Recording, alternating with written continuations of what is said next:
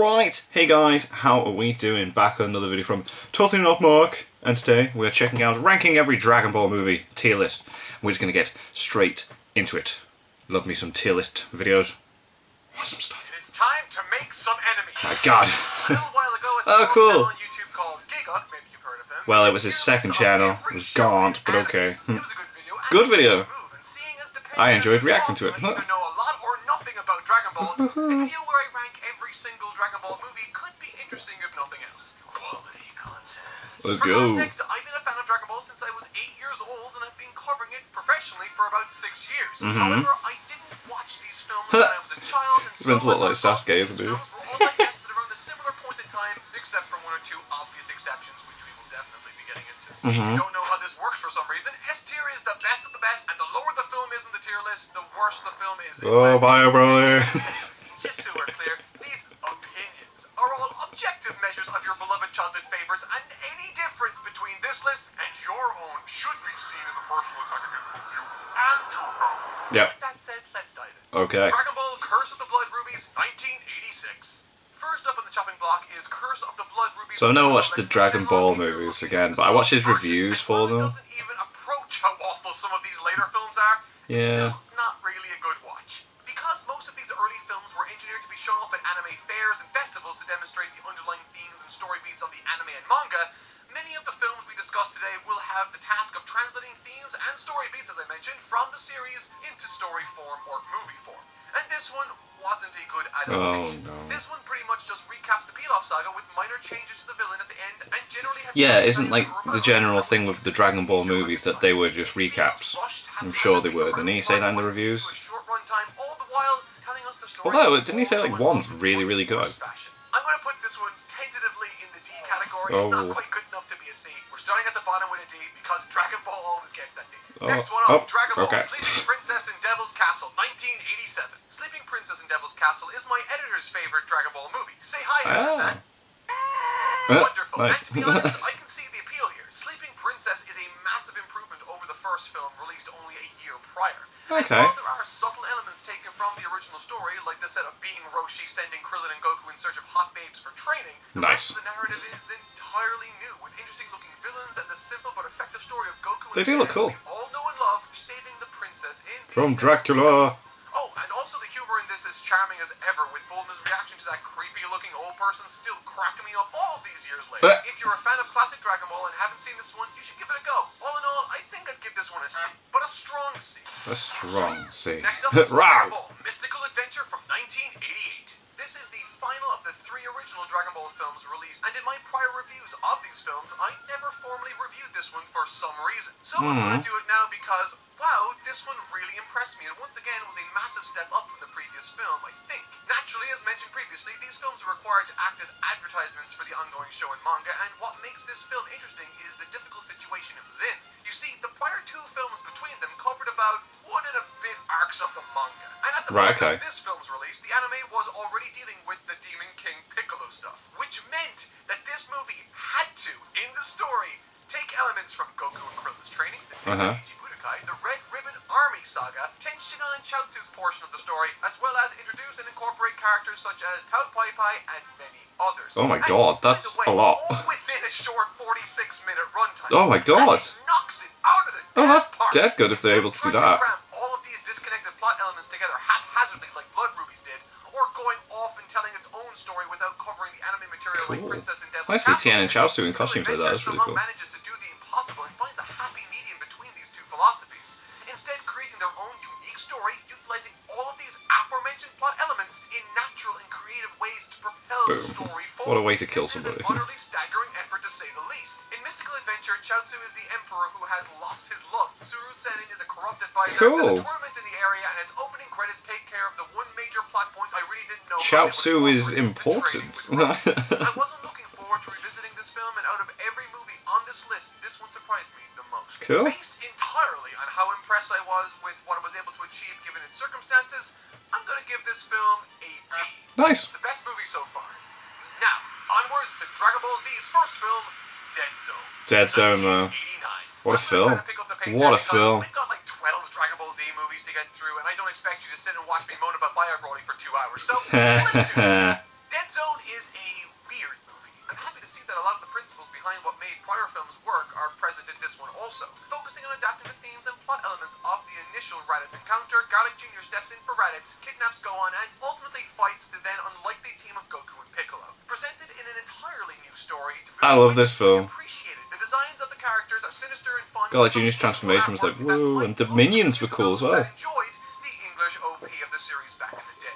Hashtag Dragon, rock dragon. While this film has all of that working in its favor, it unfortunately kind of sucks in its execution in trying these elements together. Garlic Jr. wants the Dragon Balls, but instead of taking the Dragon Ball away from Gohan, they just take Gohan. Yeah. A completely irrational decision that obviously will lead to hijinks that propels the plot forward. Totally unbelievable, and one that occurs so that the story itself can move forward. It just feels kind of lazy, and with a plot that doesn't have a lot of elements Made for tied together kids. in the first place, this is emphasized all the more in my opinion. It has all the makings of a great film with some terrific action and characterization, but failed in its execution, placing it firmly in the Damn. C tier. Okay. Next up is Dragon Ball Z, the world's strongest from 1990. As mentioned earlier God, in the video, what a I film. pointed out that the Dragon Ball films weren't covering enough material per film to remain consistent and up to date with the series at large, and so, therefore, from this point until the end of Dragon Ball Z apparently, Toei Animation will be make releasing stuff up. 2 films per year, starting with Dragon Ball Z's The World's Strongest. Where Dead Zone covered the first half of the Saiyan saga, this one covers the second half, and while Vegeta and Nappa aren't present, a lot of the action and story beats in that section are. Perhaps to a point where it's somewhat distracting. A lot of the final battles take elements and set pieces from Goku's battle with Vegeta. It's awkward when people try and tie in all these movies with the actual canon of the anime and manga, and it's like, ugh. With a host of animation cuts that you'll no doubt remember if you watched the series' old intro back on Cartoon Network in the late 90s. Dragon, Dragon. Marty's good. The film's strongest moments are in the first half for me, when Roshi and Bulma are kidnapped and Goku has to find his way into the base to make the save. There's a tremendous amount of character in this film that really speaks to the writer's involvement and understanding of these characters. I just would have liked if the final battle didn't feel as derivative as it ultimately ends up being. This movie is 1 hour long, and I think it might have been worthy of a higher rank if they had shaved down some of the exposition and created a runtime of about 40 minutes. All in all, right now, for me, it's a C. Could Okay. have been a B, but yeah, it's a C. Next up, Dragon Ball Z, The Tree of Might from 19... I remember really liking this one. The whole bad guy Goku was so cool. Turles is effectively Goku Black with Yeah. a gardening obsession. Well, okay, no. The film Trash. itself is quite solid with some brilliant animation, though. The first 15 minutes or so are quite slow, with King Kai chiming in every 10 minutes to spew exposition, but other than that, the rest of the film is very enjoyable, with a conclusion that ties in nicely with the villain of the story's mission. The Tree of Might sucking the life force from the Earth only for the Earth's very life energy being used to overcome the enemy is fitting, if not poetic. Yeah. Turles himself is a fun villain, and as I mentioned, the animation is some of the best early Dragon Ball has to offer once again. This is a unique story and covers the themes of the Saiyan arc nicely. And what's more is that this one also has a nice environmental message unique to itself. Not bad for 1990. It's Go not ahead. really exceptional enough B. to get into the A tier, but it's a strong contender in the B. Nice. B tier for this one. Next up, the Slug movie. Dragon Ball Z Lord Slug 1990. Yes, the film that revealed the Super Saiyan form to the world. Kind of. Sort of. Much the False same Super way Saiyan, the wasn't film it? did, this one adapts material from the manga, specifically the Namek portion from the Ginyu fight with Goku showing up all the way to the eventual reveal of the Super Saiyan form itself. Only it didn't exactly work out the way they wanted it to. Released just 10 days before the reveal of Super Saiyan in the manga, That's this mental. film was basically working off design instructions from Toriyama himself that he would later further change for practical reasons. Apparently, he had already decided on the hair going up, but had yet to decide on The removing colour. the black from the hair. Right, Whether right. you like the way this looks or not, it's kind of interesting to see that Super Saiyan could have looked like this. Yeah, had it had the Toriyama potential to have decided that, keep it like, consistent image in with Kaioken, just with a golden aura and a different hair shape. However, despite this film having some cool action sequences with Goku fighting an oversized Lord Slug, the film kind of sucks. There isn't any emotional resonance in this film, and the only discernible narrative connective tissue comes by way of Gohan's super annoying whistling. Yeah, what was that? Yeah, that was so stupid. Not very interesting. For me, this is honestly a D tier movie. His whistling is Dragon hurting my Ball Z Cooler's Revenge, ears. 1991. Oh, I love this movie film. definitely has interesting ideas, okay? It does, okay? Taking elements from the cat and mouse games of the Namek Saga with Gohan and Krillin Yeah. to hide their power levels, this film sees these very characters buy time for Goku, who's in critical condition once again in this film. Another aspect taken from the Namek material, unfortunately. The action is also pretty great. My favorite part has to be this section where Piccolo dukes it out with one of the henchmen. Yeah, Goku such a good forced, fight. exploring some really nice animation. Unfortunately, however, the main villain itself isn't very interesting at all in Cooler. Where I He love just Frieza visually, in Cooler, I found to it's be sick. excessively boring by comparison. With the eventual fight that takes place between Goku and Cooler filled to the brim with shots and sequences taken straight out of that very fight. It's crazy, though. Not helping the comparisons themselves. I'm also not the biggest fan of Goku's characterization in this movie. He's depicted as this sort of paragon of hope and life in the world, Yeah. literally resurrecting a bird from the dead. He's like this ethereal, almost divine-like figure at times in this movie, particularly towards the end. Overall, the film has its upsides for sure, but not enough to make me want to come back to this anytime soon. All in all, I'd put this one firmly in the C tier. Okay, Next up, fair. Dragon Ball Z: The Return of Cooler, 1992. This is where I think I'm going to potentially start making some enemies. Here we go. I didn't think Cooler was interesting before, and certainly that sentiment did not change in this film. Oh. For the vast majority of the runtime, the secondary cast feels utterly pointless. Oh, God. Vegeta showing up out of nowhere is cool, but it makes virtually no sense whatsoever. Oh, and stop. I don't like Stop with the whole doesn't make sense thing.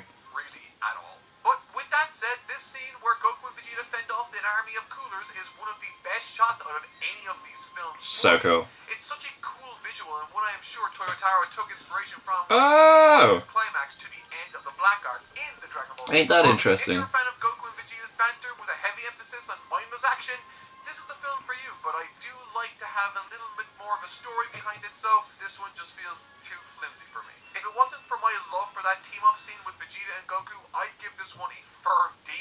But it sits What's this say? towards the end of the C. Okay, tier. fair. Next up, Dragon Ball Z: Super Android 13. I didn't like this film. I don't like this movie. There we go. That's what I would say if... Okay, just kidding. I really do hate this movie.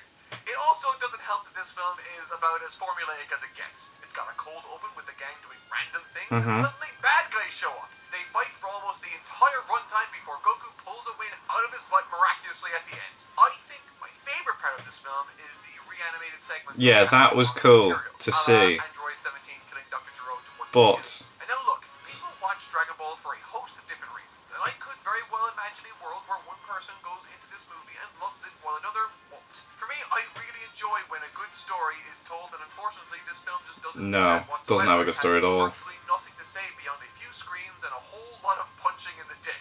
The Ugh. flaws with this approach become clear as day 2 at the end, when due to the lack of any emotional resonance in the story, the film's climax comes out of nowhere in an unceremonious and, in my opinion, deeply unsatisfying and cliche way. With that taken into consideration, Super Android 13 is a solid D, D-tier yeah. entry for me. And I wonder if the next one will be just like that. Dragon Ball Z Broly, the legendary Super Saiyan from 1993.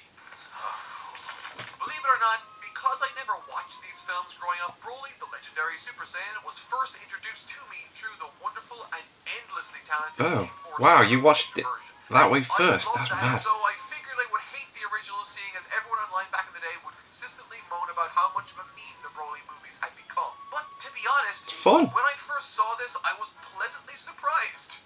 Although not without its issues. Yeah, it's not the best movie ever, but it is fun. My God. Personality and character, at least when it comes to a few main characters. When it came to Broly and somewhat with Paragus, I felt as though their personalities were secondary and their motivations totally unimportant, if not pathetic. Yes, it was definitely just like we need to set up a fight with Goku having a fight against another legendary Super Saiyan. With all of that said, the action was awesome, with some wonderful designs Oh, yeah. courtesy of Tadayoshi Yamamura, who would go on to lead the way with Dragon Ball Super, with, ironically enough, Dragon Ball Super Broly of all things That's cool. being the first major project he wasn't involved with. This film isn't revolutionary by any means or anything approaching that, but I can see why some people love it. It's got some strong dudes with big numbers, and I think it does that pretty well. It nicely fits at the end of B tier form. Cool. Next up, Dragon Ball Z, BoJack Unbound. Okay, look, I know this film is popular with those of you that like Gohan, and to be honest, I too like seeing Gohan in Yes. his 8 game to kick some ass. But this film stands as a monument on how not to write Gohan as a character, for me anyway. And I think that's the movie's biggest weakness for me. Going into this, the first time I watched, I thought it was going to be a Gohan movie, and it is, kind of. Krillin takes up a surprisingly large part of the beginning. BoJack doesn't show up until halfway through the feature. I hate when they do that with His villains. characterization and backstory aren't shown to us, but instead exposition dumped onto us through King Kai rambling on and on. He does that and a lot. on. For all of Dragon Ball, up until this point, Gohan was a passive character that sort of let the plot happen. Yeah. He would be reacting to things. He's reactionary. fine if the story is built around that, but this movie wasn't, and it felt like Gohan was just sort of tagged in at the end to facilitate an ending To just, for like, a big fight a load of Which is people fun and had just... some cool environments to fight in, but I think for me this film just did Gohan a massive disservice. I think the animation looks great. Some of the stuff he does is very out of character, man. It's like, well... Particularly the ending where Goku literally comes back from the dead through the sheer will of wanting to, or Deus Ex Machina if you're so bold, to make the save on Gohan. It's not as bad as some of the others, but it's definitely not a good film in my estimation. I think I'll be giving this one a strong C. Okay. Dragon Ball Z Broly, Second Coming. Oh boy, here we go. Broly Second Coming has the single worst opening I've ever seen. Damn. And with these films, that's saying something. So, in order for this film to happen, a series of utterly insane coincidences. It is ridiculous, isn't it? The amount of stuff that happens to get Broly to wake Broly, up. having been punched by Goku, is now flying through space and lands coincidentally On Earth. of all places, covered in ice or crystal. Now this For is some reason, doesn't over the top stupid. Like, everything else is just... survive. Yeah. Also, by coincidence, Goten, Trunks, and Videl. Videl find themselves standing right above Broly at this moment in time. And during that brief period, Goten utters the only noise he would need to wake up him in the first place.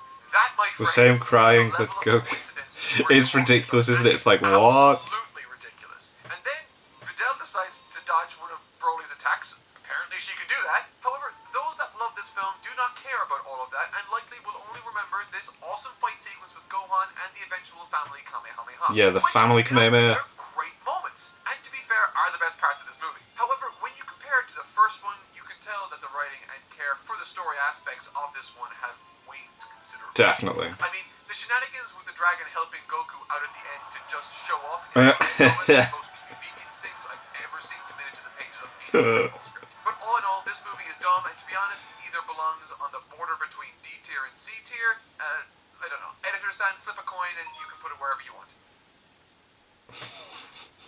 This next one, though, I'm putting this one firmly in the D category, and I'm telling you that right on the outset. Straight away. This is Dragon Ball Z Bio Broly. I was very mean towards Bio Broly in my review of it a few years ago. Quite rightly so Let's as well, start though. with some of the pros of this film. Unlike 99% of the other films in this video, the focus isn't on Goku and Vegeta, which, depending on your preference, could be seen as a positive, and instead focuses on the trio of Goten, Trunks, and surprisingly, Hercule. Android 18. That's great.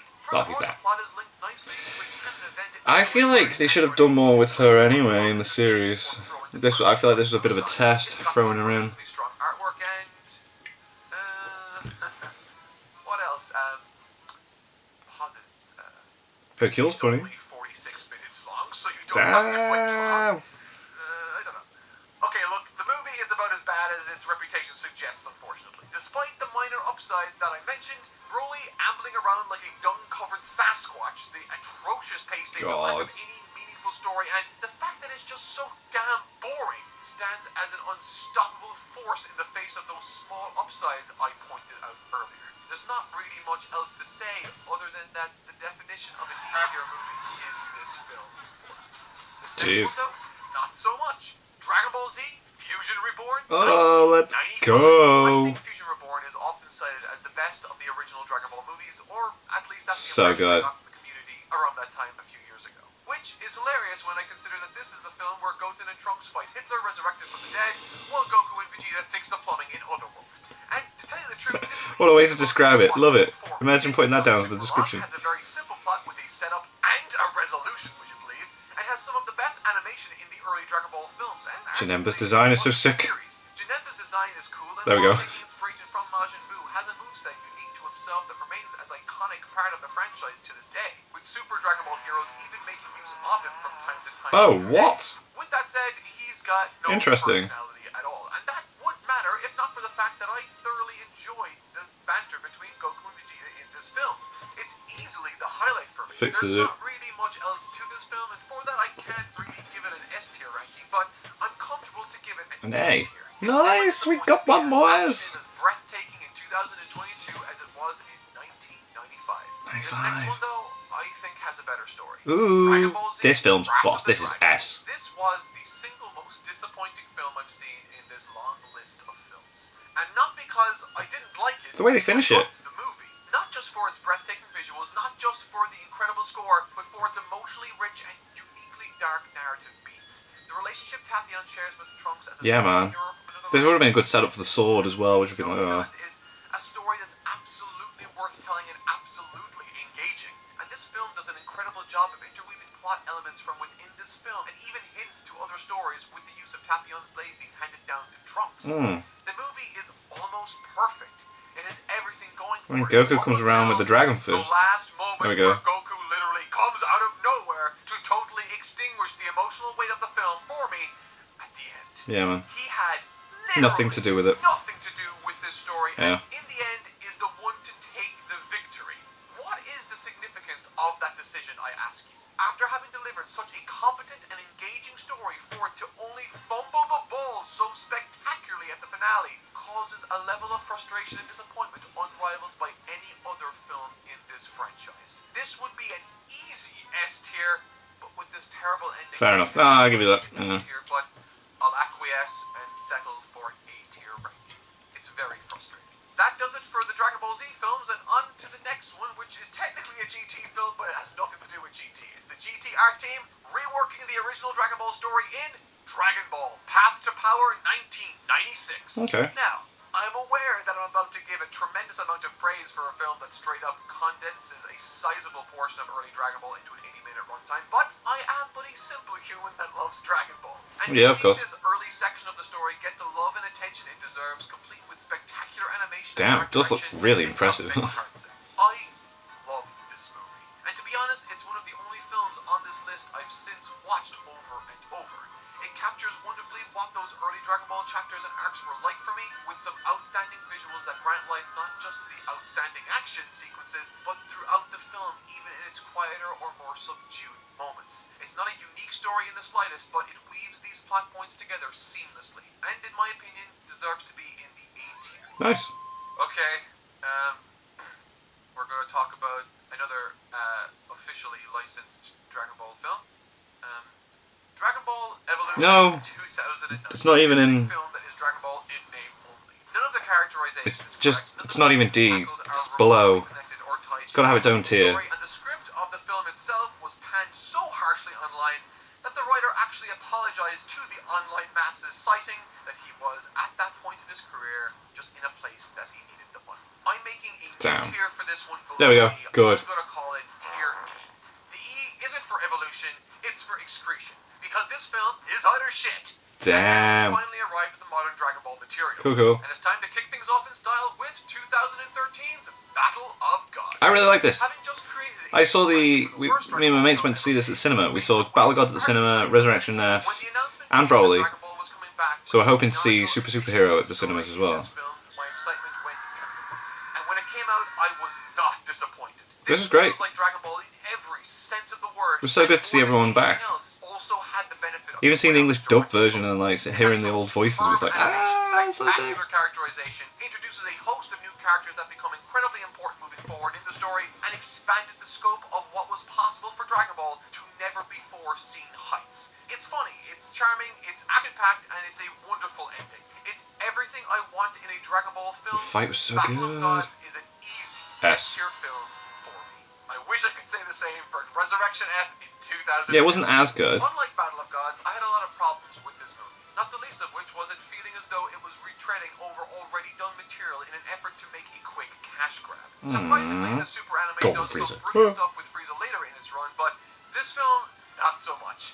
This film is also almost entirely fighting, with the majority of said fighting boring me half to death. Aw. Couple that with the ending, and you have for yourself a very unsatisfying film. In hindsight, it's way better than whatever the hell that adaptation in Super was, but it's still not nearly as good as Battle of Gods. For me, it's between C and B tier, but I'll put it in B tier. Okay, fair. Next up, Dragon Ball Super Broly, 2018. What? Some people love this movie, and others not so much. Really? There's a wide range of opinions on this film, but for me, I honestly really like it. It's S. I think it easily has the best soundtrack It's S. in Dragon Ball films. Soundtrack's incredible. It manages to characterize and humanize a character that was Gogeta. lacking in both of those departments desperately, turning him into a truly interesting character. The animation is quite literally the best Dragon Ball has ever seen, Yep. and the story has some interesting moments throughout. For me, I love Goku and Vegeta's dynamic, and Frieza is brilliantly devious in this Really movie. is. It's also a funny movie. Whilst not Yeah, it has its comedic moments. the pockets or moments it steals away Frieza and Bulma wanting to like have them for personal gains. I've gone on the record and said that I wasn't a fan of Dragon Ball Minus, but even that material in this film hits in a much more Yeah, they do it a lot satisfying way better than in the comic. movie. Additionally, this movie focuses a lot on action, which, depending on what you want or might be looking for, is a good or a bad thing. For me, I think the action goes on a smidge too long, and I think if they had developed or expanded more beyond the fight itself, it could have made this movie much more enjoyable for me. With that said, I think those are small gripes, and my enjoyment experience while watching this film cannot be understated. I think out of all the Dragon Ball movies, I've watched this one the most. The highs are extremely high, but it does have its flaws in my opinion. I want to put this in S tier, but it just falls short for me. The animation and action is absolutely S tier, but overall I'm thinking of putting this movie maybe at the top of A tier. Okay. And finally, that brings us to 2022 with Dragon Ball Super. Don't spoil anything. My full review of this Please. film will eventually come out once the film is released digitally for all of us to see. Okay, cool. And so right now I can't make a formal decision on where I would rank it, but I do have friends that have seen the film, and so for the purposes of this review, I've asked them to share with me their thoughts on the film with a rank. And the overall rank reached by these guys was S tier. Oh, okay. Although one of them did make sure to point out that it wasn't as good as Battle of Gods, with them having some minor issues with it.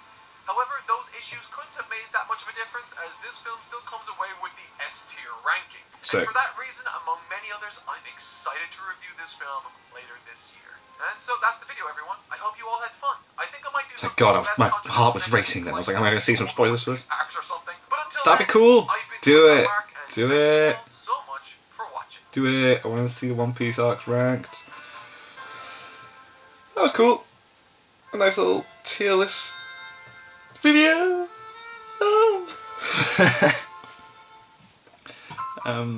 Gave Broly's second coming of C because the Kenshiku's going to visuals incredibly good over there. Yeah, there's this stupid code. Yeah. Cool. Yeah, that was awesome. Nice little video there. Cool. Not much to say.